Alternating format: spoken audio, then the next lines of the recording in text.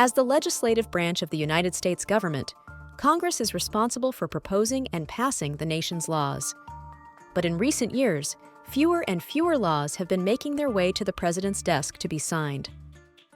This deadlock is due not only to increased political polarization, but to the unique structure of two congressional chambers that operate in parallel yet distinct ways.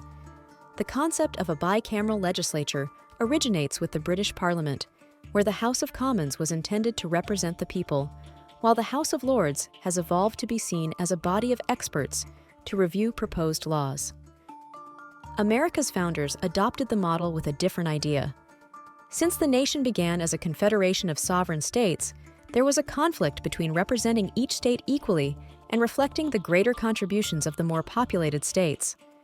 Bicameralism enabled a compromise where each state is represented proportionally according to population in the House of Representatives, but equally in the Senate.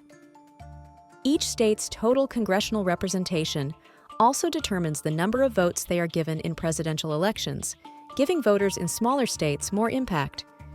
Today, the Senate has 100 members, 2 for each state, while the House has 435, each representing a district of about 760,000 people.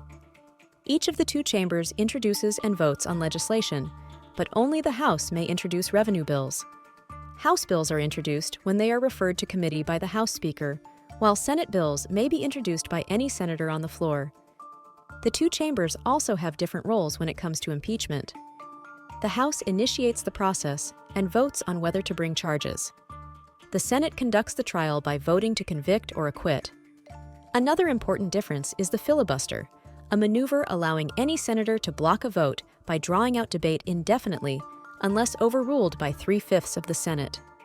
Initially used only as an emergency measure, increasing polarization in recent years has turned the filibuster into a perpetual threat by the minority party to block any legislation favored by the majority.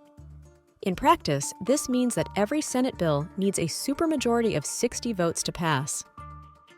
The House, which has no filibuster option, only requires a simple majority. Ultimately, any bill must pass both the House and the Senate to be signed into law, which is especially difficult if the two chambers are controlled by opposing parties. The partisan gridlock of recent decades has periodically led to calls for reforming the Senate by removing the filibuster or even abolishing the chamber altogether in favor of a unicameral legislature. But as their structure is enshrined in the Constitution, both chambers of Congress will likely persist into the foreseeable future.